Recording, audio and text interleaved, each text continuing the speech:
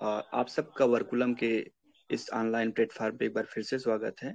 जैसा कि आप सब जानते हैं कि हमने लगभग विज्ञान के कठिन से कठिन विषयों को भी इस प्लेटफॉर्म के माध्यम से आप सबके बीच में सरल शब्दों में प्रस्तुत किया है और ये हमारा प्रयास जारी रहेगा। आज का जो लेक्चर है वो डिफरेंशियल ज्योमेट्री पे है। अगर आप सबका सहयोग बना रहा, उत्साह बना रहा इस तरह से, तो मैं डिफरेंशियल ज्योमेट्री को बहुत आगे तक ले जा सकता हूँ। और उसमें जो है सिर्फ इसके डिफरेंशियल ज्योमेट्री के बेसिक और एडवांस लेवल के कोर्सेज ही नहीं, बल्कि इसके एप्लीकेशन पार्ट, जैसे कि गेज थ्योरी में कैसे डिफरेंशियल ज्योमेट्री का इस्तेमाल होता है, स्ट्रिंग थ्योरी में कैसे डिफरेंशियल ज्योमेट्री का यूज हुआ है, और इसके साथ ही साथ जो है ग्रेविटी थ्योरी में कैसे, या क्वांटम ग्रेविटी थ्योरी में कैसे डिफरेंशियल ज्योमेट्री का यूज हुआ है, ये सब भी मैं आपको सिलसिलेवार बिल्कुल क्रम क्रम अनुसार बताऊंगा और एक एक चीज को बिल्कुल बारीकी से, बिल्कुल आराम से सरल शब्दों में समझाता हुआ आगे बढ़ूंगा। जहां पे भी जरूरत होगी कि कोई हिस्से को मुझे फिर से बताना है, तो उसको मैं रोक करके उसको उसके ऊपर एक नया एपिसोड बनाऊंगा। तो आप सबका मुझे सिर्फ और सिर्फ सहयोग चाहिए। जो भी शुभेच्छु हैं, जो भी ऐसे जिज्ञासु हैं एकेडमिया में, यूनिवर्सिटीज में, इंस्टीट्यूट्स में, या आपके अन्य परिचित जिनका इसमें रुझान है, तो उन्हें अवश्य इस प्लेटफॉर्म के बारे में और इन सीरीज के बारे में बताइए। और यदि आपके पास कोई और भी ऐसे प्रश्न है, ऐसे कोई टॉपिक है जिनको आप हमसे जानना चाहते हैं, तो हम प्रयास करेंगे कि अपने जो एक्सपर्ट हैं उनसे हम आग्रह करेंगे कि उस पर एक छोटा सा 20 मिनट 40 मिनट जैसे भी आवश्यकता होगी वैसा एक वीडियो बना करके आप सबके लिए अपलोड करें। तो चलिए अधिक देर न करते हुए आज हम अपने डिफरेंशियल ज्योमेट्री के पहले लेक्चर को शुरू करते हैं। तो ज्योमेट्री और डिफरेंशियल ज्योमेट्री ये दोनों जो है अलग अलग चीजें हैं। डिफरेंशियल ज्योमेट्री में बहुत सारे बेसिक कॉन्सेप्ट हैं जो संभवतः मैं उम्मीद करता हूँ अलजेब्रा वाले जानते होंगे मैथमेटिक्स में। तो जैसे कि किसको हम सेट कहते हैं, किसको जो है हम फील्ड कहते हैं, किसको हम स्पेस कहते हैं, और किसको हम जो है नेबरहुड कहते हैं, टोपोलॉजी क्या है, ये सब चीजें मैं ये मानकर चल रहा हूँ कि आपको आती हैं। अगर नहीं आती है तो मैं इसके ऊपर एक अलग से एपिसोड तैयार कर दूंगा, वो कोई बहुत बड़ी समस्या नहीं है। फिलहाल मैं यह मानकर चल रहा हूँ कि आपको वेक्टर स्पेस तक का नॉलेज है, वेक्टर स्पेस तक आप चीजों को जानते हैं। इसके बाद हम आगे बढ़ते हैं। तो हमारी जो पहली शुरुआत ही होगी वो वेक्टर स्पेस से होगी। तो चलिए शुरू करते हैं। माना, तो सपोज दैट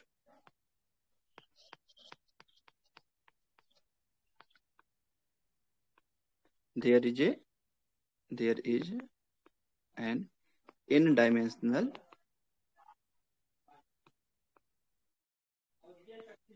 वेक्टर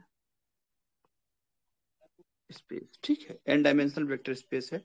तो इस एन डायमेंशनल वेक्टर स्पेस में हम दो चीजें डिफाइन करते हैं। एक तो होता है टेंजेंट वेक्टर और दूसरा होता है cotangent vector. So there exist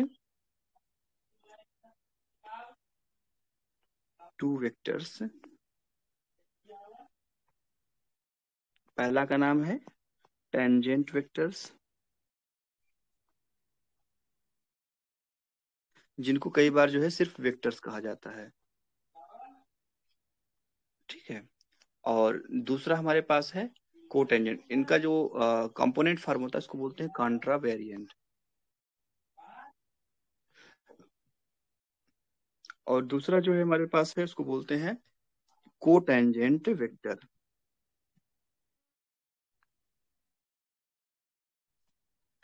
और इसका दूसरा नाम है फॉर्म। इसको क्या बोलते हैं? फॉर्म। और इसको बोलते हैं कोवेरिएंट वेक्टर्स भी कहा जाता है कंपोनेंट फॉर्म में। तो जो मैंने ब्रैकेट में लिखा हुआ है कंपोनेंट फॉर्म में है, और ये जो आपका लिखा हुआ है अलग से, ये इसका एक्चुअल नाम है। तो जब हम वेक्टर कहेंगे तो उसका मतलब होगा मोटे मोटे तौर पे टेंजेंट वेक्टर, और जब हम फॉर्म्स कहेंगे तो उसका मतलब होगा कोटेंजेंट वेक्टर। ये आप अपने दिमाग में बिल्कुल रखिएगा। तो स्पेस क्या होता है? तो स्पेस में आपको बिल्कुल ज्योमेट्रिकल पॉइंट ऑफ व्यू से बताऊंगा। तो जैसे मैं बनाऊं स्पेसेज, तो इसको मैं पूरी तरह ज्योमेट्रिकल पॉइंट ऑफ व्यू से बता रहा हूँ। तो ऐसे करके हमारे पास क्या है, कई स्पेसेज हैं। तो जैसे एक हुआ एक पॉइंट, तो पॉइंट का कोई डायमेंशन नहीं होता, इसको बोलते हैं जीरो स्पेस। ठीक है, या पॉइंट स्पेस कह लेंगे। इसी तरह से हमारे पास जो है दूसरा ऑप्शन है, एक आप लाइन देख रहे हैं, इसकी दो बाउंड्री है, एक बाउंड्री यहाँ पे, एक बाउंड्री यहाँ पे, तो इसको बोलते हैं लाइन स्पेस। ओके, इसको क्या बोलेंगे, लाइन स्पेस। लाइन जो है टेढ़ी भी हो सकती है, सीधी हो सकती है, मतलब ये भी हमारे एक लाइन स्पेस है जिसमें दो बाउंड्री हुई, वो लाइन स्पेस हुआ। आप इसकी सिंपल सी डिफिनेशन ऐसे याद कर लीजिए। इसको हम क्या लिखते हैं, ये सिंगल लाइन है तो इसको L1 स्पेस भी हम लोग बोल देते हैं। अब इसी तरह से अगर हम इसको जो है इसमें कोई लाइन तो है लेकिन कोई बाउंड्री नहीं, जैसे कि ये एक लूप हो गया, तो ये जो लूप होता है इसको हम क्या कहते हैं, इसको कहते हैं हम लूप स्पेस या सर्कुलर स्पेस बोलते हैं। तो एक्चुअली इसकी एक पूरी सीरीज है, इसको बोलते हैं सरफेसेस। तो स्फीयर्स बोलते हैं, मतलब हमारी डिफरेंशियल ज्योमेट्रिक लैंग्वेज में। तो इसको हम क्या बोलते हैं, S0 बोलते हैं। S0 मतलब कि जिसका कोई डायमेंशन नहीं है। S0 मतलब स्फीयर जीरो हो गया, स्फीयर ऑफ जीरो डायमेंशन।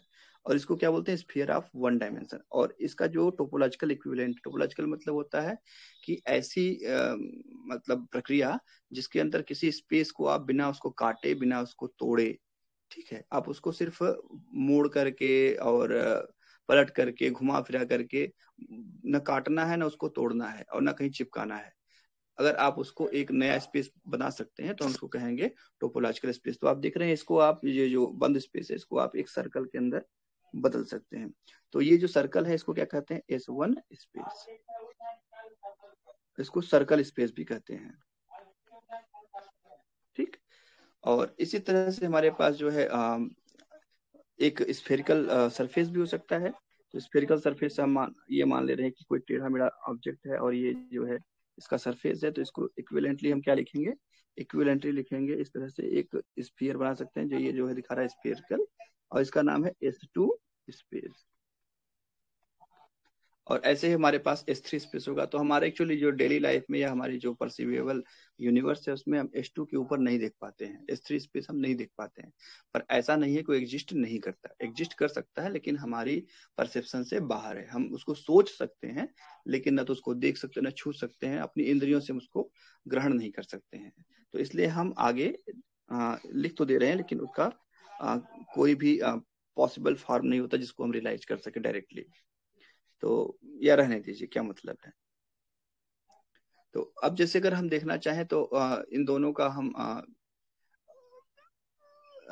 एक जिसको कहते हैं डायरेक्ट प्रोडक्ट। तो डायरेक्ट प्रोडक्ट हम देखते हैं इनका क्या मतलब होता है। तो direct product of two spaces. तो डायरेक्ट प्रोडक्ट जैसे मान लीजिए हमने कहा कि एक सर्कल है और एक लाइन है। तो एक लाइन को हमने L1 लिखा और सर्कल को लिखा या उसको लिखा S1। तो दोनों का जो डायरेक्ट प्रोडक्ट है, अगर हमने लिखा पहले L1 और इसको डायरेक्ट प्रोडक्ट को ऐसे लिखते हैं, एक आप रिंग बनाइए और इसको काट दीजिए, या एक क्रॉस बनाइए और उसको जो है काट दीजिए, तो इसको बोलेंगे L1 एंड L1। इसका मतलब क्या होता है L1 और L1 का, तो L1 क्या है, एक स्ट्रेट लाइन है। एक स्ट्रेट लाइन को हम कहाँ चला रहे हैं, या एक लाइन है, खुली लाइन है, ओपन लाइन है। तो एक ओपन लाइन है, इसको दूसरी ओपन लाइन के ऊपर हम चला रहे हैं। तो ये हो गया हमारा एक L1 हो गया, और दूसरा ओपन लाइन क्या हो गया, ये हो गया। तो इसको हम दूसरा L1 कह देते हैं। तो L1 क्रॉस L1 क्या होगा कि ये L1 जो है, ये वाला L1, ये वाला L1, इसको हम क्या करेंगे, इसको हम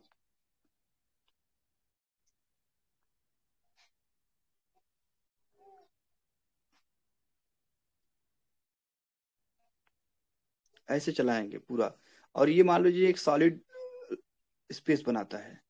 ये क्या बनाएगा, एक सॉलिड। देखिए यहाँ से चल रहा है L1, एक L1 के ऊपर दूसरा L1 चल रहा है, ये चल रहा है, ये चल रहा है, चल रहा है, चल रहा है, चल रहा है, चल रहा है, और मान लीजिए कवर करते करते यहाँ तक पहुंच गया, ठीक। तो ये जो इतना जो स्पेस बन गया, ये वाला स्पेस जो बन गया, इस स्पेस को हम क्या कहेंगे, अपने ज्योमेट्री की लैंग्वेज में कहेंगे L1 एंड क्रॉस L1 कहेंगे। तो इसी तरह से हम दूसरा स्पेस बना सकते हैं इसका। तो इसको हम अगर इसको हम कह देते हैं A, इसको कह देते हैं B। तो इससे हमारा आसान हो जाएगा समझना। तो अगर हम L1,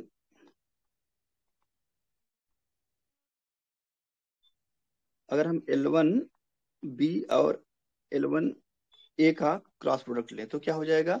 अब देखिए यहाँ पे हमको एक चीज ध्यान रखना होगा, यहाँ पे हमको L1 LB1 को फिक्स रखना है और LA1 को चलाना है। तो हम पहले तो LB1 बना लेते हैं, तो ये हो गया हमारा LB1 बन गया। और LA1 को हम क्या करेंगे, इसको हम इस तरह से लिख देंगे यहाँ पे। अब इसको किसके ऊपर चलाना है, इसको इसके ऊपर चलाना है L1 के ऊपर, LB1 इसको यहाँ लिख दिया हमने L1B, इसके ऊपर चलाना है L1A को। तो चलिए चला के देखते हैं कैसे होता है ये। तो ऐसे चला दिया हमने, ओहो, ऐसे करके। तो यहाँ से चलाया और यहाँ तक इसको हम ले गए। तो इसका जो स्ट्रक्चर होगा कुछ ऐसा दिखाई देगा, ऐसे करके। तो आप देखिए इसको हम क्या कहेंगे, इसको कहेंगे L1B एंड L1A। ये हमारा हो गया एक डायरेक्ट प्रोडक्ट। इसी तरह से अगर हम कहें दूसरा तीसरा एग्जांपल देखते हैं, ये दूसरा एग्जांपल था ना। और तीसरा एग्जांपल देखते हैं कि अगर S1 और L1 का हमारे पास में कोई क्रॉस प्रोडक्ट है तो क्या मिलेगा। तो हम लिखते हैं L1 और क्रॉस S1। तो L1 क्रॉस S1 क्या मिलेगा हमको। तो पहले तो हम जो है यहाँ पे L1 को फिक्स करेंगे, तो यहाँ पे L1 हमने बना लिया। और S1 क्या है, हमने आपको बताया था S1 जो है वन डायमेंशनल स्फीयर, जिसको एक रिंग कहते हैं। तो हमको एक रिंग बनाना पड़ेगा। तो चलिए एक रिंग बना लेते हैं इस तरह से हम। हाँ, ये रिंग हो गया। और इसको हम थोड़ा नीचे ले आते हैं।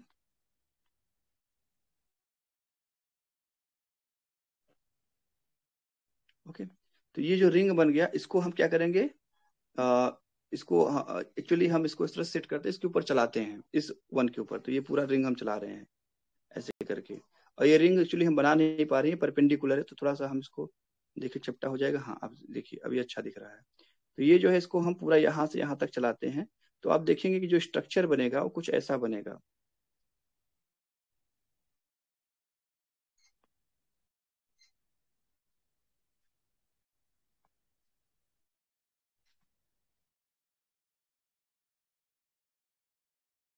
स्ट्रक्चर कुछ ऐसा बनेगा।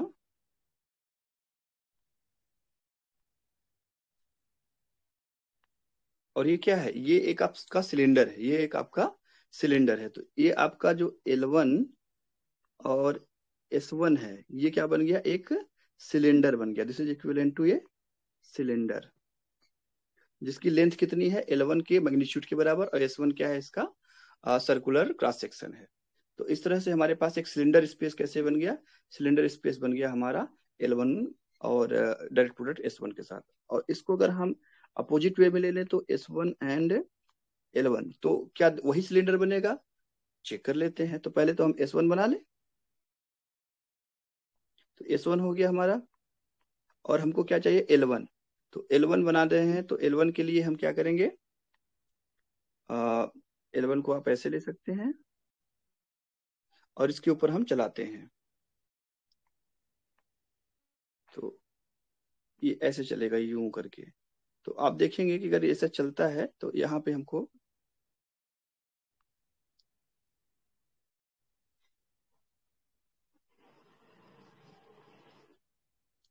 एक स्ट्रक्चर मिल गया। और ये भी कैसा दिख रहा है, ये भी सिलिंड्रिकल दिख रहा है ऐसे करके। राइट, ये भी आपको कैसा दिख रहा है, सिलिंड्रिकल दिख रहा है। तो आपको यहाँ पे क्या मिल गया, एक सिलेंडर मिल गया।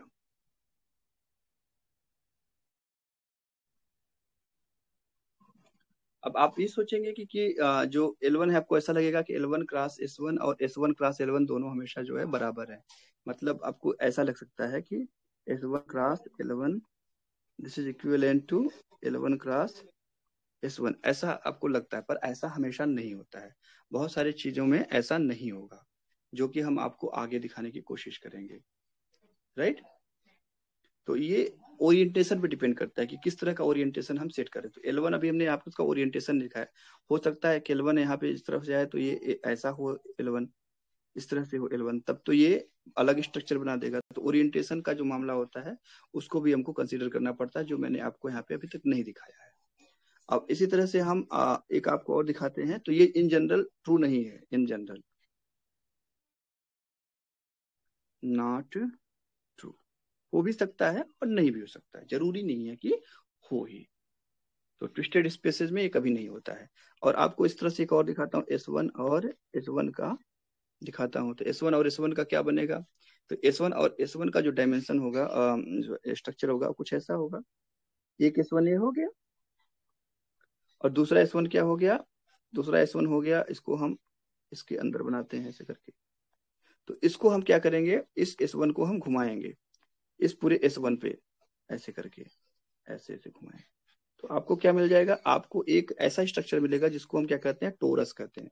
ये कुछ ऐसा दिखाई देगा, ट्यूब जैसा। टोरस मतलब समझिए ट्यूब जैसा। तो आपको एक S1 और दूसरे S1 का जो डायरेक्ट प्रोडक्ट हुआ वो क्या दिखाई देगा, एक टोरस या ट्यूब। ये ट्यूब या टोरस के जैसा होगा। और अब अगर हम इसको दूसरे तरीके से दिखाएं, इसको हम ए कह देते हैं, इसको क्या कहते हैं, डिफ्रेंशिएट करने के, अलग करने के लिए। तो अगर हम इसको ऐसे दिखाएं तो यहाँ पे S1 B एंड S1 ए कर दें, तो आप इसको देखिए, S1B मतलब क्या हुआ, ये आपका छोटा वाला हो गया, और S1B क्या हो जाएगा, आपका बड़ा वाला। तो ये आप इसको बड़ा वाला बनाइए, ये हो गया हमारा बड़ा वाला। तो अब ये बड़े वाले को हम S1 पे घुमा रहे हैं ना, तो इसको हम पैक कर लेते हैं। तो ये घूम रहा है ऐसे करके। तो ऑब्वियसली जो है, अब की बार जो बनेगा वो क्या बनेगा, बहुत ही मोटा टोरस बनेगा ऐसे करके। ये क्या हो गया, एक बहुत मोटा टोरस बन गया। तो ये जो टोरस है, ये वाला जिसको मैं बाउंड्री बना देता हूँ, तो ये जो बाउंड्री वाला टोरस है, मैं इसकी बाउंड्री क्लियर कर देता हूँ।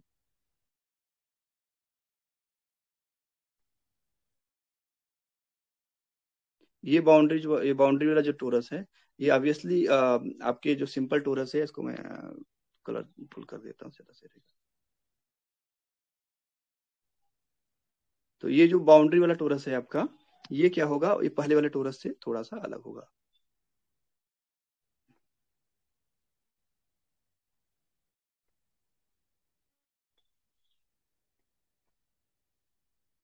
ओके, तो जरूरी नहीं है। अब यहाँ पे आप देख सकते हैं कि S1 और S2 वाले जो हैं आपके, S1A cross S1B, this is not equivalent to S1B and cross S1A। तो ये हो गया हमारा डायरेक्ट प्रोडक्ट, इसको आप याद रखिएगा। अब हम आते हैं वेक्टर स्पेस पे। तो वेक्टर स्पेस मतलब टेंजेंट स्पेस। तो पहले इसको मैं आपको ज्योमेट्रिकली समझा देता हूँ, फिर आपको मैं अलजेब्राइकली समझाऊंगा। तो मान लीजिए हमारे पास कोई एक लाइन कर्व है, या एक लाइन स्पेस है। तो for example we have a line space. अब लाइन स्पेस का कुछ नाम रखना पड़ेगा, तो इसका नाम रख देते हैं L1 रख देते हैं। तो L1 कुछ भी बताया जाएगा कि हमने टेढ़ा मेढ़ा भी हो सकता है, जरूरी नहीं है कि वो सीधा ही हो। तो L1 हो गया। अब इसके जो है हर पॉइंट पे, इसके हर पॉइंट पे हम क्या कर सकते हैं, एक टेंजेंट खींच सकते हैं। तो चलिए हम एक कोई पॉइंट ले लेते हैं और देखते हैं कि हमारा वहां पे टेंजेंट। तो एक पॉइंट ले लिया, यहाँ पे देखा क्या हो गया, ये टेंजेंट हो गया। दूसरा पॉइंट ले लिया हमने, ये यहाँ पे टेंजेंट हो गया। तीसरा पॉइंट यहाँ पे टेंजेंट ये हो गया। ऐसे ये चौथा पॉइंट यहाँ पे टेंजेंट हो गया। तो हर पॉइंट पे आपको क्या मिलेगा, एक टेंजेंट। अच्छा, सिंगल L1 के लिए क्या मिलेगा, L1 के लिए जो है आपका जो टेंजेंट होगा वो भी L1 का ही पार्ट होगा। एक कर्व है वो आपका क्या होगा, स्ट्रेट लाइन होगा। तो आपने देखा कि L1 के लिए आप हर पॉइंट पे एक टेंजेंट खींच सकते हैं। तो ये जो हर पॉइंट पे जो टेंजेंट होता है, यही कहलाता है टेंजेंट वेक्टर। इसकी एक डायरेक्शन होती है। तो अगर ये आपका एक कर्व है, अगर इस कर्व की डायरेक्शन है, तो टेंजेंट की भी क्या होगी, एक डायरेक्शन होगी, याद रखिएगा। अगर कर्व की डायरेक्शन है, कर्व के फ्लो मतलब, तो एक टेंजेंट की भी डायरेक्शन होगी इस तरह से। तो ये जो आपका टेंजेंट दिख रहा है, यही हमारे ज्योमेट्री में टेंजेंट स्पेस कहलाता है, टेंजेंट वेक्टर कहलाता है। तो जिस स्पेस में ये वेक्टर है, तो ये तो आपका कर्व क्या है, एन डायमेंशनल स्पेस में या वन डायमेंशनल स्पेस में है। तो टेंजेंट भी क्या होगा, इसका वन डायमेंशनल स्पेस में होगा। और हम क्या लिखेंगे इसको, इसको लिखेंगे टेंजेंट वेक्टर। तो यहाँ पे टेंजेंट वेक्टर वो कहाँ लाई करेगा,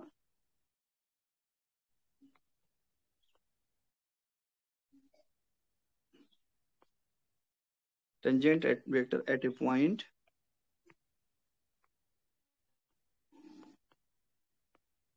will lie in its tangent space. अच्छा, अब यहाँ पे देखिए दो चीजें कॉमन, ये जो पॉइंट है ये कर्व का भी हिस्सा है और टेंजेंट स्पेस का भी हिस्सा है। तो ये जो पॉइंट है कॉमन है, तो ये टेंजेंट में भी हो रहा है पॉइंट और ये कर्व में भी, तो दोनों में जो है यही एक लिंकिंग पॉइंट है। तो इस पॉइंट को हम क्या कहेंगे, इस पॉइंट को लिंकिंग पॉइंट कहते हैं। तो ये लिंक कर रहा है दो स्पेस को। आगे हम जब आपको टेट्राड वगैरह पढ़ाएंगे, अगर आपने हमारा सहयोग किया आगे चलते तो हम टेट्राड पढ़ाएंगे, तो आप बताएंगे कैसे टेंजेंट स्पेस और कर्व स्पेस आपस में दोनों को कनेक्ट हो जाते हैं। अच्छा, अगर स्ट्रेट लाइन होती तो ये स्ट्रेट लाइन पे इस पे जो टेंजेंट होगा हर पॉइंट पे क्या होगा वही होगा, तो कोई अलग टेंजेंट नहीं होगा। तो आपने देखा हर पॉइंट पे टेंजेंट सेम है, इसलिए टेंजेंट को आप फर्क नहीं कर पाएंगे। पर यहाँ पे टेंजेंट को आप फर्क कर सकते हैं, इसको बता सकते हैं। और एक चीज यहाँ पे और आपको बताऊंगा मैं कि जितने भी टेंजेंट है अगर उनका हम एक कलेक्शन बनाए तो यहाँ पे पहले इसको लिख देता हूँ, tangent and curve. Tangent and curve spaces are same, दोनों सेम है इस केस में।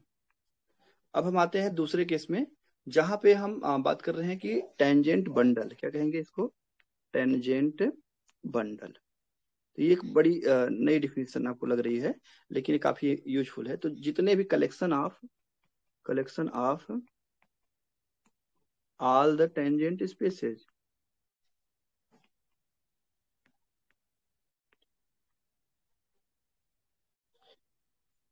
फॉर ए गिवन स्पेस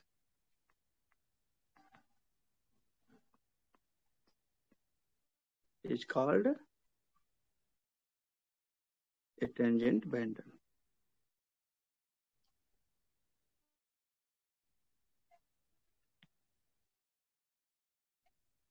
तो आप देख सकते हैं टेंजेंट बंडल क्या हो गया, ये कलेक्शन ऑफ टेंजेंट्स हो गया। और जैसा आपने बताया कि जो डायमेंशन ऑफ टेंजेंट स्पेस है वो किसके बराबर होगा, डायमेंशन ऑफ रियल स्पेस के, या जिस स्पेस पे टेंजेंट है। तो इसको मैं लिख देता हूँ, dimension of tangent space this is equal to dimension of space. तो अगर एन डायमेंशन स्पेस है तो टेंजेंट भी क्या होगा, एन डायमेंशन होगा। तो इसका मैं दूसरा एग्जांपल दिखाता हूँ। मान लीजिए हमारे पास एक कर्व है, कर्व या मतलब मान लीजिए कोई खपरेल का टुकड़ा है या फिर कोई बर्तन का टुकड़ा है, तो ये क्या होता है, ये टू डायमेंशनल स्पेस होता है। टू डायमेंशनल स्पेस को हम सरफेस कहते हैं। तो इस तो ये क्या है आपका L2। L2 आपका क्या है, ये एक सरफेस है। L2 इज ए सरफेस, और एक ऐसा सरफेस है ओपन सरफेस है। तो मान लीजिए हमारे पास एक इस तरह का सरफेस मैं बना रहा हूँ,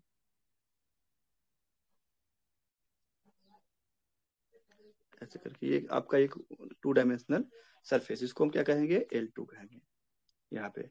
तो L2 के हर पॉइंट पे क्या होगा, हर L2 के हर पॉइंट पे एक स्पेस भी होगा। तो यहाँ पे मान लो एक पॉइंट हमने लिया, तो ये पॉइंट क्या होगा, यहाँ पे एक स्पेस बनेगा ऐसा करके। तो ये जो स्पेस है ऐसे करके, इसको हम एक छोटे से सर्कल के अंदर बंद कर देते हैं आपकी सुविधा के लिए। तो ये हो जाएगा आपका, तो हर पॉइंट पे इसके एक स्पेस होगा जिसका डायमेंशन भी क्या होगा, 2 ही होगा। तो इसको हम क्या कहेंगे, टेंजेंट स्पेस। तो ये आपका हो गया टेंजेंट स्पेस, और जिसके जितने वेक्टर होंगे वो सब क्या कहलाएंगे, टेंजेंट वेक्टर। और ये आपका क्या है, ये वाला आपका L2 स्पेस है। तो L2 स्पेस के हर पॉइंट पे आपको एक टेंजेंट स्पेस मिल जाएगा। और जैसा आपको बताया कि हर पॉइंट मतलब इस पॉइंट पे कनेक्शन है, तो ये क्या है, इसको कनेक्शन बोलते हैं या लिंकिंग पॉइंट बोलते हैं।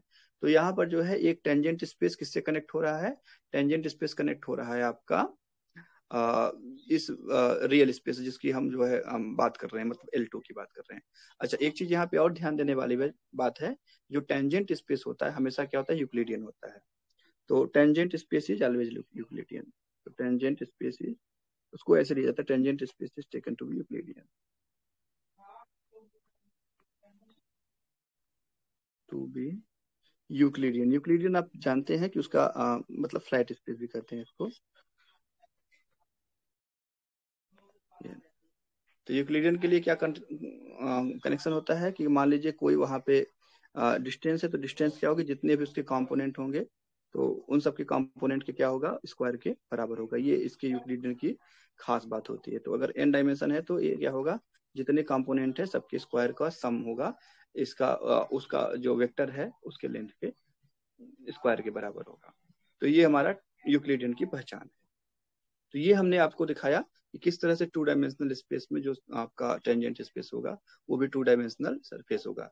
इसको अगर आप घर पे देखना चाहते हैं तो मान लीजिए आप एक कोई करोड़ बर्तन ले लीजिए, मान लीजिए आप बटलोई ले लीजिए या आप लोटा ले लीजिए, और लोटा के हर पॉइंट पे आप एक फ्लैट तस्तरी लगाइए। तो वो तो तस्तरी होगी छोटी वाली, बहुत छोटी सी तस्तरी लीजिए। तो जो छोटी सी तस्तरी या कोई फ्लैट चीज होगी वो उसका टेंजेंट स्पेस होगा उस पॉइंट पे, दूसरे पॉइंट पे टेंजेंट स्पेस बदल जाएगा। और ऐसे सारे टेंजेंट स्पेसेस का जो कलेक्शन है उसको हम क्या बोलेंगे, टेंजेंट बंडल बोलेंगे, राइट। अब इसको मैथमेटिकली अलजेब्रैकली हम कैसे कैसे शो करते हैं।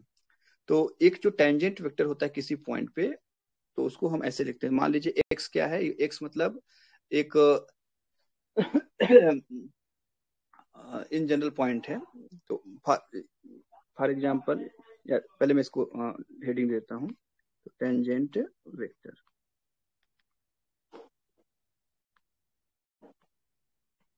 तो टेंजेंट वेक्टर मान लीजिए कि for a space of n dimensions, तो जितने भी डायमेंशंस होते हैं उसके क्या होता है, उसके अलॉन्ग होते हैं unit vector having unit vector. तो हर डायमेंशन के अलॉन्ग यूनिट वेक्टर्स होते हैं, और वो जो सेट ऑफ यूनिट वेक्टर्स होता है e1 e2 एंड ऐसे करके en, इनका जो सेट होता है इसको क्या कहते हैं, basis set.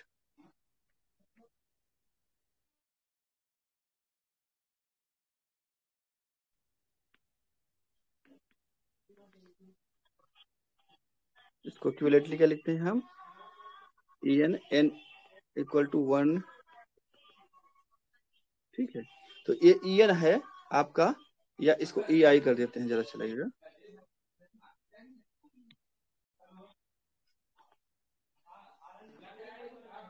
i equal to 1 से n तक, 1 से n तक। तो ये जो ई आई है आपका, आई यहाँ पे क्या कर रहा है, आई रन का, आई इंडेक्स जो है रन करता है 1 टू n। तो e1 e2 en ये क्या है आपका, ये आपका बेसिस स्पेस, बेसिस मतलब वेक्टर्स हैं स्पेस के डायमेंशन में, अलग अलग डायमेंशन में। तो फॉर एग्जांपल अगर हम 3 डायमेंशन देखें, for 3 dimension,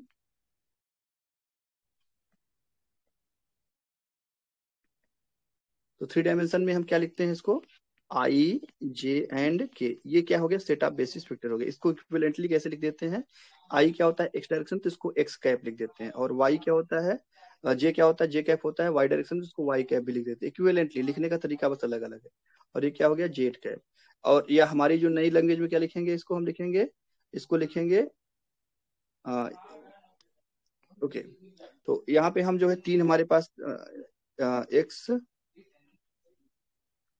Y and Z, मान लीजिए हमारे पास क्या है, तीन कोऑर्डिनेट हैं एक स्पेस में। तो इसके लिए जो हमारा बेसिस वेक्टर बनेगा वो क्या बनेगा, x cap y cap and z cap. और हमारी जो नई नोटेशन है जिसमें हम इंडेक्स को 1 2 3 लिखते हैं, वहां पे क्या हो जाएगा, फॉर न्यू नोटेशन,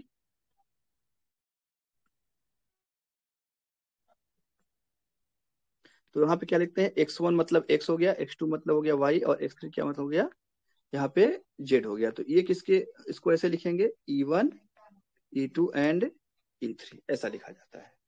तो ये जो है आपका बेसिस सेट हो गया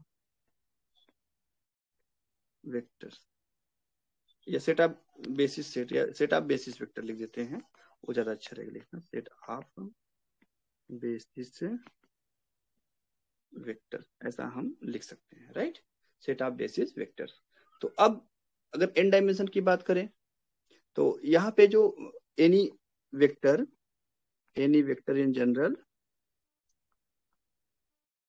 हम पहले 3 डायमेंशन से शुरू करते हैं फिर आपको आगे डायमेंशन जाए।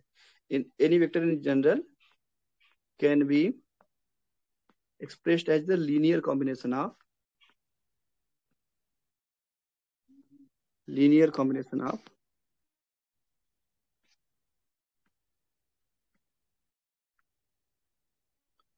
Basis vectors. और ये यूनिकली होता है, हर बेसिस वेक्टर का जो कॉम्बिनेशन होता है, लीनियर कॉम्बिनेशन, वो एक नए वेक्टर को जन्म देता है। आप लीनियर कॉम्बिनेशन बदल देंगे, नया वेक्टर मिल जाएगा।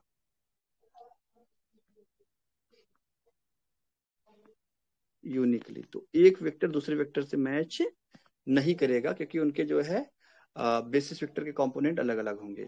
तो जैसे मान लीजिए हमने क्या लिखा, हमने लिखा एक वेक्टर इसको ऐसे करके, तो यहाँ पे हम इसको 3 डायमेंशन में एक वेक्टर सिग्नेचर लगा देते हैं ऊपर, आगे हम इसको नहीं लगाएंगे। तो इसको हम इक्विवेलेंटली क्या लिखेंगे, इसको लिखेंगे कि A1 एंड E1 और A2 एंड E2 और A3 एंड E3। तो ये जो है देखिए आपने लीनियर कॉम्बिनेशन बनाया E1 का, E2 का और E3 का। और A1 A2 A3 क्या है, इनको बोलते हैं कंपोनेंट्स। तो A1 A2 और A3 को क्या बोलेंगे, कंपोनेंट्स। तो A को कई बार हम ऐसे भी लिख देते हैं इक्विवेलेंटली, तो इनको बोलते हैं कंपोनेंट्स ऑफ A। और किसके अलांग है, अलग अलग वेक्टर के अलावा। तो A1 किसके अलांग हो गया, A1 अलांग E1 हो गया। तो A1 क्या है, E1 के अलांग जो उसका प्रोजेक्शन है। तो A1 को हम क्या लिखे, A1 is the projection along E1, किसका, जो A का है। E1 is projection of A along E1। और A2 क्या हो जाएगा, A2 is projection of A along E2। और A3 क्या हो जाएगा, projection of A along E3 हो जाएगा। तो ये आपको क्लियर हो गया होगा। तो इसी तरह से n डायमेंशन के लिए, फॉर n डायमेंशनल स्पेस के लिए, तो फॉर n डायमेंशनल स्पेस में हम क्या करेंगे, n डायमेंशनल स्पेस में हम एक ध्यान रखेंगे कि जो कोई वेक्टर है उसके ऊपर हम अब कुछ लिखेंगे नहीं। ठीक है, इसके ऊपर हम कुछ लिखेंगे नहीं, इसको हम सिर्फ क्या लिखेंगे, इसको कैपिटल में लिख देंगे। कई बार इसको जो है हम बोल्ड में लिख देते हैं टेक्स्ट में, पर ओके, यही हमारे पास तरीका है। अगर आपको नहीं पसंद आ रहा है तो आप उसके ऊपर लगाइए वेक्टर, मुझे कोई दिक्कत नहीं है। पर आपको बता दूं कि जो लिटरेचर में या फिर हाई एनर्जी फिजिक्स में या फिर जहाँ पे भी इसका इस्तेमाल होता है, वहां पे लोग नहीं लिखते हैं। तो इसलिए मैं भी नहीं लिखूंगा, क्योंकि आगे हमको दिक्कत होगी। तो ये हो जाएगा आपका ए, और इसको क्या लिखेंगे हम, इसको लिखेंगे। अब यहाँ पे एक चीज ध्यान दीजिएगा, अभी हमने क्या लिखा था, दोनों को नीचे लिखा था, लेकिन अब यहाँ पे हम इसको लिखेंगे ऊपर। तो A1 एंड E1 और A2 एंड E2 और A3 एंड E3, और ऐसे करके कहाँ तक जाएगा, ये जाएगा AN एंड EN तक जाएगा, क्योंकि n डायमेंशन स्पेस है। तो इसमें कितने बेसिस वेक्टर हैं, यहाँ पे बेसिस वेक्टर है E2 and EN basis vectors हैं। और कंपोनेंट्स क्या है यहाँ पे, और यहाँ पे कंपोनेंट्स क्या है,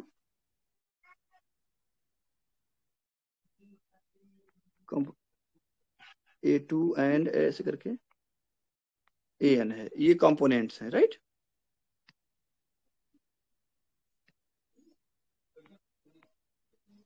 तो ये कंपोनेंट्स हो गए। तो आप इस वेक्टर को लिखना चाहें तो कंपोनेंट फॉर्म में ऐसे लिख सकते हैं, A इज इक्विवेलेंट टू, किथा कमरवा में हो दिखा शायद रखे रहे।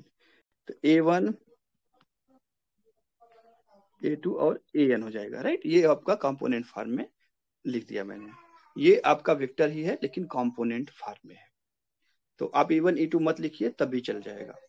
तो यहाँ पे जो, और अगर इसको आप देखना चाहें तो इसको भी आप ऐसे लिख सकते हैं, क्योंकि इसमें कोई दिक्कत नहीं है। तो A1 E1, और यही सही तरीका है। और इसी तरह से इसको लिखेंगे A2 and E2 and A3 and E3, यही इसका एग्जैक्ट वे है राइटिंग का।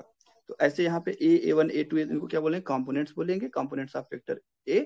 और E1 E2 क्या बोलेंगे, इनको बेसिस वेक्टर्स बोलेंगे। ठीक, इतना क्लियर हो गया। अब इसके बाद जो है हम देखना चाहते हैं कि इन वेक्टर्स को हम कैसे मैनिपुलेट करते हैं। तो अब इसके बाद हम एक डिफाइन करते हैं डॉट प्रोडक्ट। क्या डिफाइन करेंगे, dot product of two vectors. तो डॉट अच्छा हाँ, एक चीज और है यहाँ पे, आइंस्टाइन समेशन कन्वेंशन, वो भी मैं बता देता हूँ आपको। तो आइंस्टाइन समेशन, मुझे लगता है आपको आता होगा, लेकिन फिर भी मैं बता देता हूँ समेशन कन्वेंशन। तो आइंस्टाइन ने क्या किया कि उन्होंने कहा कि अगर कोई चीजें रिपीट होती है किसी सम ओवर में, तो आप उसको मत लिखिए सम ओवर को, आप सिर्फ उस इंडेक्स को 2 बार लिख दीजिए, मान लिया जाएगा कि वहां पे वो समड ओवर है। तो जैसे मैं एग्जाम्पल के तौर पे दिखाऊं, अगर मैं लिखूं फॉर एग्जाम्पल यहाँ पे ए को लिखूं, तो ए को क्या लिखूंगा, A1 E1 A2 E2, N dimension की बात कर रहा हूँ, और ये हो जाएगा AN EN। अब इसको अगर हम सम ओवर फॉर्म में लिखें तो ऐसे लिखेंगे, sigma running from I equal to 1 to N, और क्या लिखेंगे, AI और EI लिख दिया। तो ये हो गया सम ओवर फॉर्म। तो आइंस्टाइन कहते हैं सम ओवर हटा दीजिए तो भी जो है इसको इक्विवेलेंटली हम मान लेंगे। तो आइंस्टाइन समेशन कन्वेंशन क्या कहता है कि आपको इतना लिखने की जरूरत नहीं, आप AI EI लिख दीजिए, तो ये मान लिया जाएगा कि सम ओवर, ऐसा मान लिया जाएगा। जहां पे भी कोई 2 इंडेक्स आएंगे, एक ऊपर एक नीचे, वहां पे इसको बोलते हैं कॉन्ट्रैक्टेड इंडेक्स, और ये समड ओवर होता है। तो कॉन्ट्रैक्टेड, इसको लिख देते हैं contracted indices are summed over.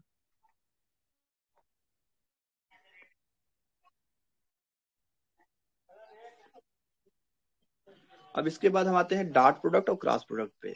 तो डॉट प्रोडक्ट ऑफ 2 वेक्टर्स में कलर चेंज कर दूं थोड़ा, काफी देर से एक ही कलर दिख रहे हैं तो मजा नहीं आ रहा। तो ये हो गया डॉट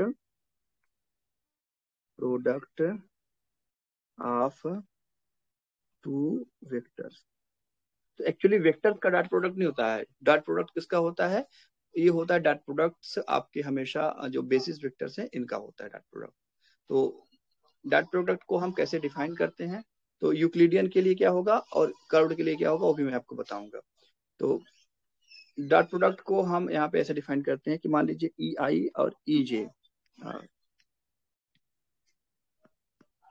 EI और क्या है EJ, ये कोई दो है बेसिस वेक्टर, तो इनका जो डॉट प्रोडक्ट होगा इसको हम क्या लिखेंगे, ये एक्चुअली बाइनरी प्रोडक्ट होता है, बाइनरी ऑपरेशन होता है। तो इसमें जो है 2 इनपुट होते हैं, अगर मैं मशीन बनाऊं इसको ऐसे करके, यहाँ पे 2 इनपुट हैं, एक आपका E1 है, दूसरा E2 है, और ये क्या है डॉट मशीन है, और यहाँ पे एक आउटपुट देगा जो क्या होगा, एक नॉन वेक्टर क्वांटिटी होगी। ठीक है, ये क्या होगा, एक नॉन वेक्टर क्वांटिटी होगी। तो इसको एक्चुअली क्या बन जाता है, टेंसोरियल क्वांटिटी बन जाती है, मैं आपको बताऊंगा अभी करके। तो नॉन वेक्टर क्वांटिटी।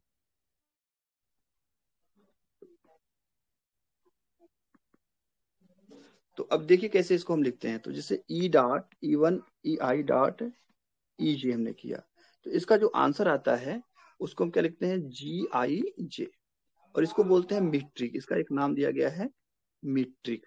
तो मीट्रिक क्या करता है, 2 पॉइंट को स्पेस में, 2 पॉइंट को एक कनेक्ट करता है। जैसे हम किसी चीज को मापते हैं ना, रस्सी लगा, अगर मान लीजिए एक पॉइंट यहाँ पे, एक पॉइंट है, तो रस्सी लगा के मापते हैं, तो ये इसकी मापनी है। तो मीट्रिक मतलब होता है मापनी। तो यहाँ पे हो गया E1 और यहाँ पे हो गया E2, तो इन दोनों को ये माप रहा है। तो चलो ये मैपिंग कर रहा है या माप रहा है, ये बात एक ही है। तो GIJ इसको हम लिखते हैं। और ये यूक्लिडियन के लिए क्या हो जाता है, यूक्लिडियन के लिए इसका एक विशेष फॉर्मेट हो जाता है।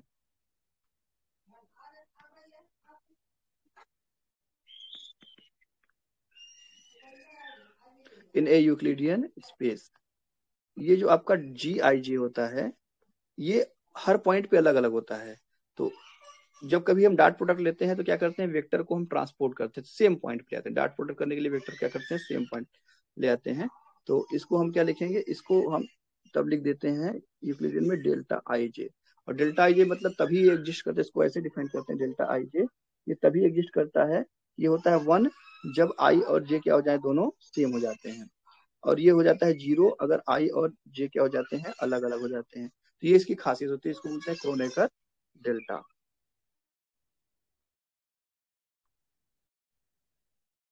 ये इसकी खासियत होती है। तो यूक्लिडियन स्पेस में हमने आपको बताया कि यहाँ पे हमको क्या करना होता है, दोनों वेक्टर का जो डॉट प्रोडक्ट होता है वो एक नॉन वेक्टर क्वांटिटी को एक्चुअली हम टेंसर कहते हैं, क्योंकि इसमें 2 इंडेक्स, सिंगल इंडेक्स को वेक्टर बोलते हैं और एक से ज्यादा इंडेक्स को हम टेंसर बोलते हैं। तो ये मीट्रिक टेंसर भी कहा जाता है कई बार।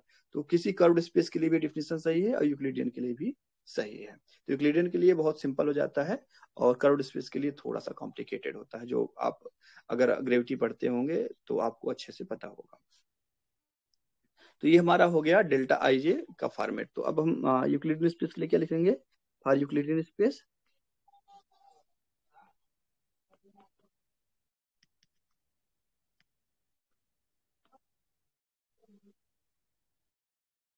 तो इसको हम लिखेंगे EI dot EJ equal to कितना हो जाएगा, ये हो जाएगा delta IJ।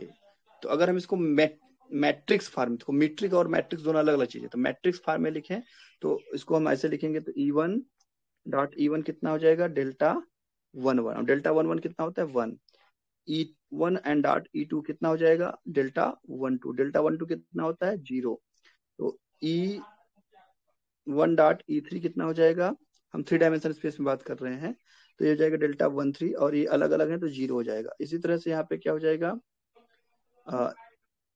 E2 dot E1, और ये क्या हो जाएगा, डेल्टा 2 1, और ये 0 हो जाएगा। फिर E2 डॉट E2 हो जाएगा, कितना हो जाएगा, डेल्टा 2 2, अब यहाँ पे इंडिसेस सेम है दोनों, 2 2 ही है, तो ये क्या हो जाएगा 1, और इसी तरह से E2 डॉट E3 इंडिसेस हो जाएगा 2 3, ये कितना हो जाएगा, अलग अलग इंडिसेस है तो 0 हो जाएगा। और ऐसे ही E3 डॉट E1 कितना हो जाएगा, ये हो जाएगा आपका डेल्टा 3 1, और ये हो जाएगा 0, तो E3 डॉट E2 कितना हो जाएगा, डेल्टा 3 2, और ये हो जाएगा 0, और E3 डॉट E3 कितना हो जाएगा, डेल्टा 3 3 इक्वल टू, ये हो जाएगा 1।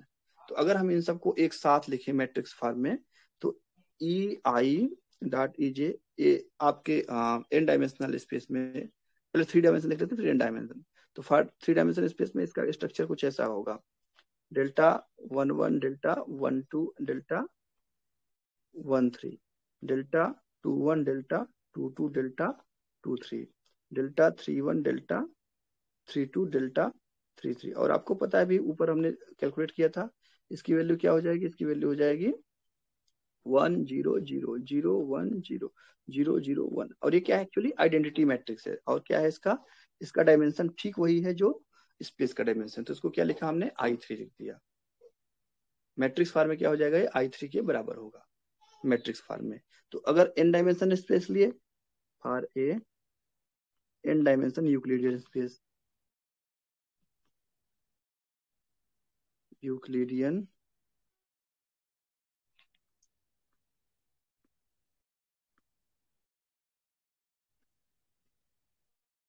तो ये क्वांटिटी क्या हो जाएगी, EI डॉट EJ, ये क्या बन जाएगी आपकी IN, n डायमेंशनल बन जाएगी, या इसको हम 3x3 के n×n, ये हमारा हो गया यूक्लिडियन स्पेस के लिए।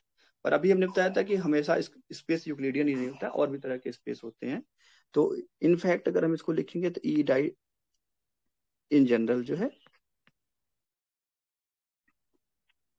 इसको हम क्या लिख दें,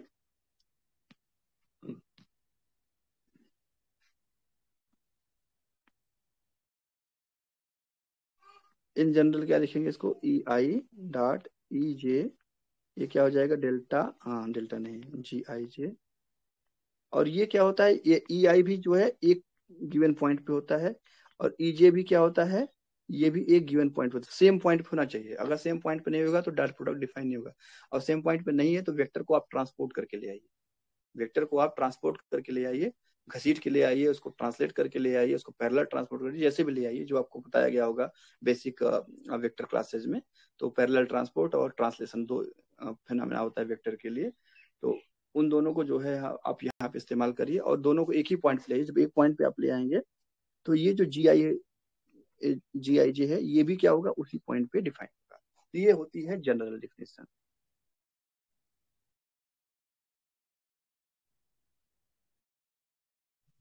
ठीक, और ये जो आपने देखा था अभी, जो ए है, इसको हमने क्या लिखा था, AIEI लिखा था, तो यहाँ पे AI को क्या बोलते हैं, AI इज कॉल्ड कॉन्ट्रावेरिएंट वेक्टर, इसका नाम है कॉन्ट्रावेरिएंट वेक्टर, याद कर लीजिए, डिफिनीशन है या इसका नाम है, नॉमेनक्लेचर है, इसका नाम क्या है, AI को बोलेंगे कॉन्ट्रावेरिएंट वेक्टर, थोड़ा अच्छा बना देता हूँ, ये अच्छा नहीं लग रहा है, तो ये हो जाएगा AI हो गया, AI कॉन्ट्रावेरिएंट वेक्टर हो गया। अब आप कहेंगे कि आपने तो कॉन्ट्रावेरिएंट वेक्टर के बारे में बता दिया, अब हमें कोवेरिएंट वेक्टर के बारे में बताइए, लेकिन उससे पहले मैं आपको एक दो वेक्टर का मल्टीप्लीकेशन बता देता हूँ, क्योंकि भी डाट बताया तो मैंने क्रॉस बताऊंगा, तो थोड़ा सा आप धैर्य रखिए, हो सकता है अगले लेक्चर में मैं आपको कोवेरिएंट बताऊं, क्योंकि इस लेक्चर मुझे लग रहा है कि काफी लंबा हो रहा है, तो मैं कॉन्ट्रावेरिएंट पे ही इसको खत्म करूंगा, कोवेरिएंट वेक्टर और जो इनर प्रोडक्ट होता है उसको मैं नेक्स्ट में बताऊंगा। तो अभी मैं आपको दो वेक्टर का मल्टीप्लीकेशन बताता हूँ, कौन सा, डॉट मल्टीप्लीकेशन। तो मान लीजिए फॉर टू वेक्टर, मैं आपसे वादा कर रहा हूँ कि मैं जो दूसरा एपिसोड तैयार करूंगा उसमें आपको मैं कोवेरिएंट वेक्टर और उससे कंट्रीब्यूटेंट के साथ उसका जो इनर प्रोडक्ट है वो सब चीजें बताऊंगा, और उसका क्रॉस प्रोडक्ट वो क्या कहते हैं उसको, इनर डायरेक्ट प्रोडक्ट बताऊंगा। तो फॉर टू वेक्टर्स, तो फॉर टू वेक्टर्स जो है ये हम क्या लिखेंगे, फॉर टू वेक्टर्स हम लिखेंगे फॉर टू वेक्टर्स, एक का नाम ए रख देते हैं, दूसरा का नाम बी रख देते हैं, ए एंड बी। और आपको हमने बताया कि डॉट प्रोडक्ट के लिए दोनों को सेम पॉइंट पे ले आना होगा, तो ए को भी एक्स पॉइंट पे ले आना है, एक्स मतलब in general x1 x2 x3 ऐसे करके, और बी को भी क्या ले आना है सेम पॉइंट पे, तो बी एक्स। तो इसको हम क्या लिखेंगे, इसको हम लिखते हैं ए आई और ई आई लिखा हमने, और ये लिख दिया हमने डॉट, क्या लिख दिया डॉट। और यहाँ पे क्या हो जाएगा, अब इसको जो है बी, अब यहाँ पे भी आई लिखना है नहीं, अब इसको अलग रखना है आई, क्योंकि 2 बार हो गया कॉन्ट्रैक्ट हो गया, 2 बार से ऊपर नहीं आना है। तो हम इसके लिए कोई दूसरा इंडेक्स ले लेंगे, जे ले लिया हमने, और क्या ले लिया ई जे। तो ये हमारे पास हो गया डॉट प्रोडक्ट। तो ए आई एक नंबर है और बी जे भी क्या है, एक नंबर है, तो इसको आप यहाँ पे लिख दीजिए। अब क्या मिलेगा आपको, ई आई डॉट ई जे, और अभी हमने देखा था ई आई डॉट ई जे क्या होगा, ये क्वांटिटी क्या होगी A I B J as it is, और इसको हम लिख सकते हैं जी आई जे। तो कोई भी जो दो नंबर्स हैं या दो वेक्टर्स हैं, नंबर्स नहीं कहेंगे, दो वेक्टर्स हैं उनका डॉट प्रोडक्ट किसी पॉइंट पे वो इस तरह से डिफाइन होता है, आई जे एंड एक्स, और ये हो जाएगा ए आई और बी जे। ये इसका बेसिक डिफिनीशन है।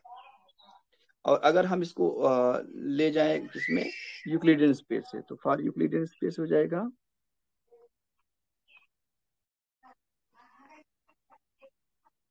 तो यूक्लिडियन स्पेस में क्या हो जाएगा, ए डॉट बी, ये हो जाएगा डेल्टा आई जे हो जाएगा, और अब एक्स डिपेंडेंस इसमें एक्चुअली गायब हो जाता है, क्योंकि ये दोनों सेम पॉइंट पे होते हैं, यूक्लिडियन में सेम पॉइंट पे होते हैं। तो आप क्या करेंगे, डेल्टा आई जी तभी एग्जिस्ट करता है जब इसमें से क्या हो, आई या तो जे बदल जाए तो जे आई में। तो यहाँ पे इसको हम लिखते हैं ए आई एंड बी आई लिख सकते हैं, या आप इसको इक्विवेलेंटली क्या लिख सकते हैं, ए जे एंड बी जे। आप इसको इक्विवेलेंटली ऐसा भी लिख सकते हैं, ए आई एंड बी आई भी लिख सकते हैं। इसको इक्विवेलेंटली क्या लिख सकते हैं, ए जे एंड बी जे भी। ये 4-5 तरीके हैं लिखने के हमारे पास सेम चीज को। तो मोटे मोटे तौर पे हम क्या लिख दें यहाँ पे, ए डॉट बी भर लिख दें, तो ए डॉट बी ये हो जाएगा ए जे बी जे हो जाएगा। ये हमारा क्या हो गया, डॉट प्रोडक्ट हो गया। अब हम आते हैं किसकी बात करेंगे, क्रॉस प्रोडक्ट की। तो cross product,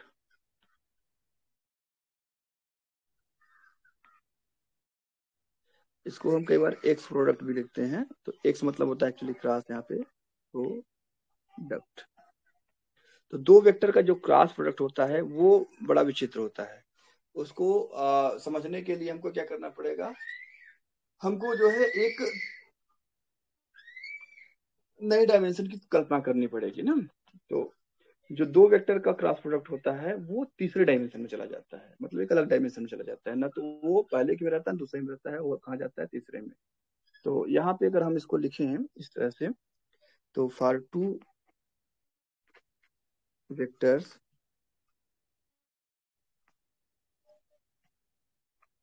A and b, तो इनका जो क्रॉस प्रोडक्ट होता है इसको लिखते हैं ए क्रॉस बी। यहाँ पे इसको हम गोला नहीं बनाना है, इसको सिर्फ क्या बोलेंगे, ए क्रॉस बी। और ये क्या होता है, by definition B cross A के बराबर होता है, ये आप याद रखिएगा। A cross B is always equal to minus B cross A. जहाँ पे ऑर्डरिंग मैटर, ऑर्डरिंग बदला तो आपको एक निगेटिव सिग्नेचर यहाँ पे अपीयर हो जाएगा। तो अब आप इसको कंपोनेंट फॉर्म में लिख देते हैं। तो कंपोनेंट फॉर्म में जाएगा ये ए क्रॉस बी को अगर हम लिखना चाहें तो ये हो जाएगा, ये हो जाएगा ए आई, आई ऊपर जाएगा, एंड ई आई हो जाएगा, और क्रॉस हो जाएगा।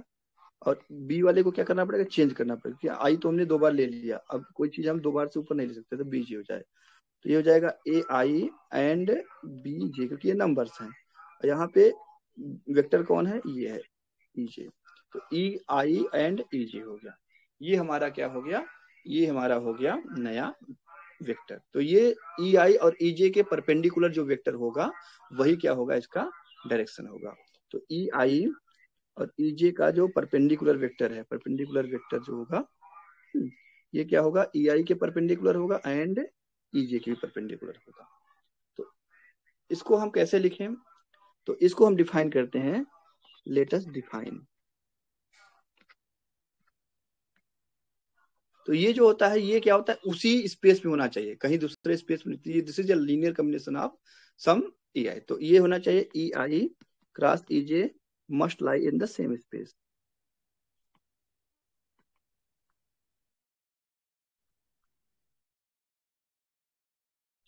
तो सेम स्पेस में क्या होगा, सेम स्पेस चूंकि ये वेक्टर है, तो वेक्टर को क्या लिख सकते हैं, linear combination of basis vector.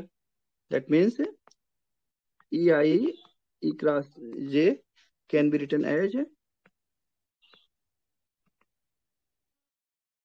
A linear combination of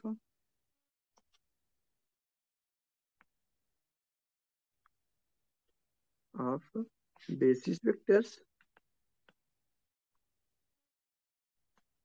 E K. तो लिख देते हैं, तो ई आई क्रॉस ई जे, ये क्या होगा, ये कोई लीनियर कॉम्बिनेशन होगा। अब यहाँ पे देखो, ये जो आई है फ्री है, जे है फ्री है, तो हमको एक ऐसा ले आना पड़ेगा बेसिस वेक्टर जिसमें क्या हो, इससे थोड़ा अलग हो। तो हमने क्या लिखा, उसको ई के लिख दिया। तो ये फ्री है, ये फ्री है, ये फ्री है, यहाँ पे कोई कॉन्ट्रैक्टेड नहीं है। तो हमको एक ऐसी चीज है जो इसको कॉन्ट्रैक्ट करते हैं। तो यहाँ पे हम क्या करेंगे, एक नया वेक्टर, एक नया कंपोनेंट हम इंट्रोड्यूस करते हैं। इस कंपोनेंट बोलते हैं लेवी स्वीटा सिंबल। अभी मैं बताऊंगा, इसको एप्सिलॉन टेंसर भी बोलते हैं। तो आई और जे इसका हो जाएगा, और के इसका हो जाएगा। अब देखो यहाँ पे दो बार के हो गया, तो के नया था, तो के नया जो है आपका ये कॉन्ट्रैक्टेड हो गया। और आई इधर फ्री है, आई जे इधर फ्री है, तो लेफ्ट में फ्री है और राइट में भी फ्री है। इसको बोलते हैं, इसका नाम है लेवी स्वीटा सिंबल।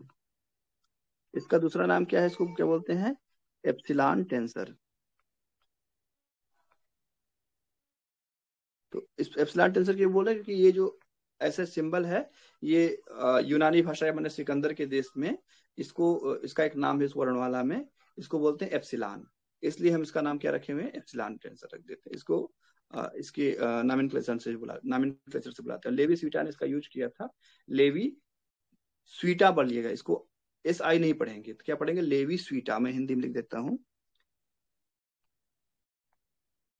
लेवी, लेवी स्ट्रास वाला वही लेवी है। तो लेवी स्वीटा, आई नहीं होता है, आई को साइलेंट रखते हैं। लेवी स्वीटा सिंबल या इसको प्रतीक बोलते हैं। अब ये जो होता है, इसके बारे में भी थोड़ा देख लेते हैं, लेवी स्वीटा के बारे में।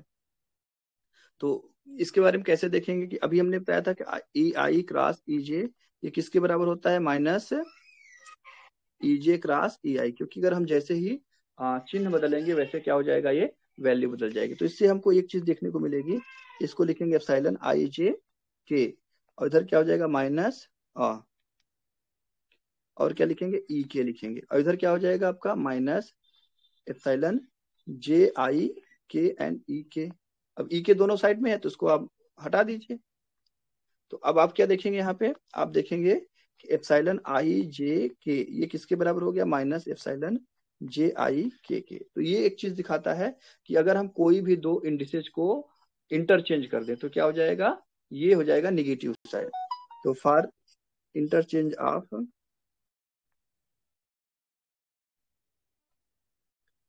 एनी टू, इसको हम ए बोल देते हैं, point two indices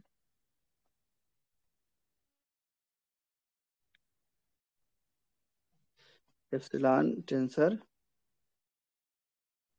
appears with a negative sign, with a negative sign। ठीक, तो ये हमारा पहला हो गया। अच्छा, और आपको ये भी पता है, अगर हम इसको ई आई और ई आई कर दें, तो मतलब सेम कर दें, तो ये क्या हो जाता है, जीरो हो जाता है। क्योंकि कोई भी वेक्टर जो है, अगर उससे आप खुद से हम क्रॉस प्रोडक्ट लेंगे, तो वो परपेंडिकुलर जा ही नहीं पाएगा। ठीक है, तो परपेंडिकुलर नहीं जा पाएगा, तो सीधी सी बात है, जीरो हो जाएगा, वैनिश कर जाए। इसको ऐसे समझिए कि जैसे कोई चीज घुमाने के लिए हमको दो फोर्स चाहिए होते हैं, दोनों क्या होने चाहिए, जो डायरेक्शन होगी, मान लीजिए हम कोई चीज घुमाते हैं, तो उसमें हमको कपल ऑफ फोर्सेस लगते हैं। तो ई आई मान लो एक फोर्स दिखा रहा है और ई जे क्या कर रहा है, दूसरा फोर्स, और दोनों के बीच में क्या होना चाहिए, दोनों के बीच में एक डिफरेंस होना चाहिए, नहीं तो वो काम नहीं करेगा। एक ही ऑब्जेक्ट पे काम करेंगे लेकिन दोनों अलग अलग डायरेक्शन में काम करेंगे। सेम डायरेक्शन में काम करेंगे तो कभी भी वो रोटेट नहीं करेगी। तो एक्चुअली रोटेशन से कनेक्टेड, जहाँ पे भी करली चीजें होती है, रोटेशनल चीजें होती है, वहां पे टेंसर आता है, क्रॉस क्रॉस प्रोडक्ट भी आता है। तो अगर ई आई और एजे का जो सेम डायरेक्शन होगा तो कभी भी रोटेशन हो नहीं सकता, इसलिए हम इसको जीरो लिख देते हैं। तो इससे हमको क्या मिल जाएगा, इससे हमको मिल जाएगा आई आई के एंड ई के, ये क्या हो जाएगा, zero.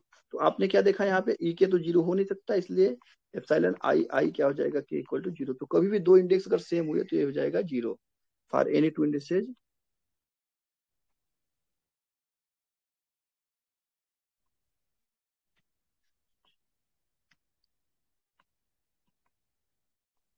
Same epsilon tensor becomes या वेनिशेस, एप्सिलॉन टेंसर वेनिशेस। ठीक। अब कुछ और चीजें देखते हैं। अच्छा, इसको ए लिखे, इसको बी लिखते हैं ना। तो कुछ हम एग्जांपल देखते हैं। तो मान लीजिए हमारे पास E1 और क्लास हम क्या ले, इसको लिख देते हैं E2 लिख देते हैं। तो आपको क्या आंसर मिलेगा, इसको मिलेगा एप्सिलॉन 1 2 और के एंड ई के। अब अगर थ्री डायमेंशन है, क्या है, फॉर थ्री डायमेंशन, तो थ्री डायमेंशन में जो तीसरा डायमेंशन होगा क्या होगा, 1 2, तीसरा डायमेंशन सीधी सीधी बात है, क्या होगा, 3 होगा। तो एप्सिलॉन 1 2 E3 हो जाएगा। तो जब यहाँ पे 3 होगा तो यहाँ पे भी 3 रखना पड़ेगा। तो आपने क्या देखा कि E1 और E क्रॉस C किसके बराबर होता है, E3 के बराबर होता है। तो हमको ऐसे ही पता है कि E2 और E1 का जो क्रॉस प्रोडक्ट होता है वो एक परपेंडिकुलर डायरेक्शन होगा, वो हो जाएगा E3। तो इसका मतलब क्या हुआ, दिस इम्प्लाइज एप्सिलॉन 1 2 3 क्या हो जाएगा आपका, 1 हो जाएगा। तो इनफैक्ट अगर हम कोई भी कॉम्बिनेशन ले लें, E2 क्रॉस E3 ले लें, तो ये क्या हो जाएगा आपका 2 3 1 एंड E1 हो जाएगा। तो फिर इस केस में क्या हो जाएगा, epsilon 2 3 1 equal to zero, sorry zero नहीं, 1 हो जाएगा। और ऐसे ही एप्सिलॉन 3 2 1 इक्वल टू हो जाएगा 1। अच्छा, इसका अगर हम उल्टा करें तो अगर हम E2 क्रॉस E1 लिखें तो आपको मिल जाएगा एप्सिलॉन 2 1 3 एंड ई के, E3 हो जाएगा। लेकिन ये जो असल में क्या देखते हैं, असल में अगर ऐसा हम करते हैं तो हमको क्या मिलता है, हमको थ्री डायमेंशन में ये मिल जाता है, E3 मिलता है। तो इसलिए क्या हो जाएगा, एप्सिलॉन 2 1 3 आपका हो जाएगा -1। और सिमिलरली हमको और भी चीजें मिल जाएंगी। तो ये हो जाएगा E3 इंटू 2, ये कितना हो जाएगा, या या सीधे लिखें, इतना करने की जरूरत नहीं है, 3 2 1, ये भी क्या हो जाएगा -1। और सिमिलरली क्या हो जाएगा 1 3 2, ये भी क्या हो जाएगा -1। तो एक चीज आप यहाँ से देख सकते हैं एप्सिलॉन के बारे में। तो एप्सिलॉन के बारे में हमको लगभग लगभग सारी चीजें मालूम पड़ गई। तो फॉर एप्सिलॉन टेंसर इसको क्या लिखेंगे, आई जे के। तो ये क्या हो जाएगा 1 फॉर, इसको बोलते हैं साइक्लिक परमुटेशन। तो 1 2 3 माने 1 से 2 गया, 2 से 3 गया, तो यहाँ पे क्या हो जाएगा 1। और ये हो जाएगा -1 for anti cyclic permutation. Anti cyclic क्या हो जाएगा, ये हो जाएगा एंटी साइक्लिक। तो यहाँ पे क्या लिखा, 1 और 2 और 3, तो ये साइक्लिक में कौन कौन से आएंगे, 1 2 3 आ जाएगा, और 2 3 1 हो जाएगा, और क्या हो जाएगा 3 1 2 हो जाएगा। और एंटी साइक्लिक में क्या हो जाएगा 1 3 2, तो 1 3 2 हो गया। और क्या हो गया 2 1 3 हो गया, 2 1 3 हो गया, और क्या हो गया 3 2 1 हो गया। ये क्या हो गया, एंटी साइक्लिक परम्यूटेशन हो गए। तो एंटी साइक्लिक परम्यूटेशन के लिए हमेशा क्या हो जाएगा, -1, और साइक्लिक के लिए हो जाएगा 1। और ये क्या हो जाएगा 0 फॉर रिपीटिंग इंडिसेज।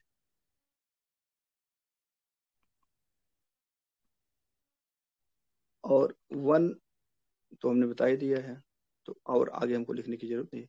तो ये तीन डिफिनेशन यहाँ पे, या तीन चीजें जो है इसके बारे में हमको जो पता थी हमने आपको बता दी। तो ये हमारा फॉर्मुलेशन हो गया किसका, क्रॉस प्रोडक्ट का। तो अब हम आते हैं वेक्टर्स पे और देखते हैं क्रॉस प्रोडक्ट कैसे यहाँ पे काम करता है। तो कैसे हम क्रॉस प्रोडक्ट को एन डायमेंशनल स्पेस में हम डिफाइन करते हैं। तो यहाँ पे 3 डायमेंशन के लिए तो 1 2 3 हो गया, तो एन डायमेंशन के लिए क्या हो जाएगा, वो एन इंडिसेज हो जाएंगे वहाँ पे ऑब्वियसली। तो इसमें कोई कंफ्यूजन की बात नहीं है। तो फॉर अभी हम 3 डायमेंशन करते हैं, for 3 dimension a and b vector. तो यहाँ पे क्या लिखेंगे, ए क्रॉस बी। तो इसको लिखेंगे ए आई एंड ई आई, और क्या लिखा हमने, बी जे एंड ई जे। तो ये हो गया ए आई एंड बी जे हो गया, और ये हो गया ई आई क्रॉस ई जे हो गया। और बाय डेफिनेशन हम क्या लिखेंगे, A I and B J, epsilon I J and K and E K. तो आपको मिल जाएगा एप्सिलॉन आई जे के को हमेशा पहले लिखा जाता है आई जे के, तो ए आई एंड बी जे एंड क्या लिख दिया हमने, इसको ई के लिख दिया, राइट। तो कंपोनेंट फॉर्म में अगर हम इसको लिखे हैं तो ये भी कोई क्या होगा, एक नया वेक्टर होगा, इसको मान लेते हैं नया वेक्टर है सी। तो इसको हम क्या लिख सकते हैं, सी और के एंड ई के, ऐसा लिख सकते हैं, इसमें कोई प्रॉब्लम नहीं है, क्योंकि ये कॉन्ट्रैक्टेड इंडेक्स है। कॉन्ट्रैक्टेड इंडेक्स को आप कोई भी इंडेक्स लिख सकते हो, आई भी लिख सकते हो, जे लिख सकते हो, ध्यान रखना बस एक तरफ में जो है 2 बार नहीं होगा। तो यहाँ पे 2 बार से अधिक नहीं होगा। तो यहाँ पे आई एक बार है तो 2 बार, एक बार यहाँ एक बार यहाँ पे, इससे अधिक नहीं होगा। लेकिन यहाँ पे के अकेले है तो एक बार हुआ 2 बार हुआ, इसके बाद नहीं आएगा के। तो अगर दोनों को हम कंपेयर करें तो सी के क्या हो जाएगा, सी के हो जाएगा हमारे पास, सी हो जाएगा आई जे के एंड